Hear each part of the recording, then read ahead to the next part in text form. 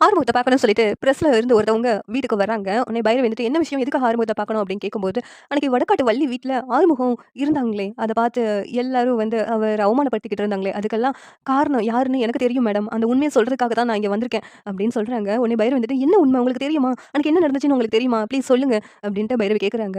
Madam, அன்னைக்கு அந்த வீட்ல நடந்ததுக்கெல்லாம் காரணமே அந்த டிஎஸ்பி சஞ்சய் தான். அன்னைக்கு கள்ளச்சாராயம் கடத்துறத பத்தி போலீஸ்லாம் விசாரிக்கிறதுக்காக போயிருந்தாங்க. அப்ப நாங்களும் அவங்க கூட போயிருந்தோம். அந்த நேரத்துல வடக்காட்டு வள்ளி வீட்ல ஆறுமுகம் குடி போதையில படுத்து கிடந்தாங்க.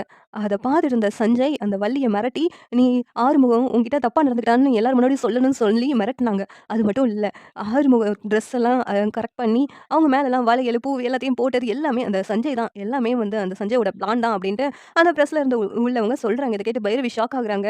"என்னங்க சொல்றீங்க? உங்களுக்கு என்ன சஞ்சய் பிடிக்காதுன்னு சொல்லிட்டு அவர் மேல தப்பு சொல்றீங்களா?" அப்படின்னு கேட்குறாங்க. "மேடம் இப்படியெல்லாம் நீங்க சொல்லுவீங்கன்னு சொல்லி தான் நான் அன்னைக்கு அந்த வீடியோ எடுத்திருந்தேன். அந்த வீடியோ உங்ககிட்ட குடுக்குறேன். அத பார்த்துட்டு நீங்க முடிவு பண்ணுங்க" அப்படின்னு சொல்லிட்டு அவங்க வந்து வீடியோ குடுக்குறாங்க. அத பார்த்துட்டு பைரவி ஷாக் ஆயி நின்னுட்டு இருக்காங்க. இதெல்லாம் சஞ்சய் தான் பண்ணியிருக்கானா? என்னால நம்பவே முடியலையே! ஆறுமுகத்த அசிங்கப்படுத்துறதுல அவனுக்கு என்ன சந்தோஷம்னு தெரியலையே! அப்படின்ட்டு பைரவி ரொம்ப ஷாக் ஆயி நின்னுட்டு இருக்காங்க.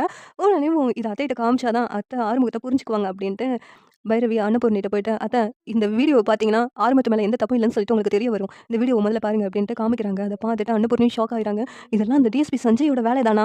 நான் என் பையன் மேல அநியாயமா சந்தேகப்பட்டுட்டேனே!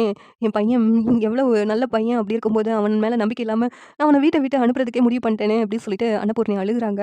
அந்த நேரத்துல கரெக்ட்டா ஆறுமுகம் வர்றாங்க. வந்ததும் "என்ன மன்னிச்சுடு ஆறுமுகம். உன் மேல எனக்கு நம்பிக்கை இல்லாம இப்படி பண்ணிட்டேனே! என்ன மன்னிச்சுடு" அப்படின்னு சொல்லிட்டு கட்டி அழுகுறாங்க. உடனே "என்னமாச்சு?" அப்படி சொல்லி கேட்கும்போது நடந்ததெல்லாம் பைரவி சொல்றாங்க.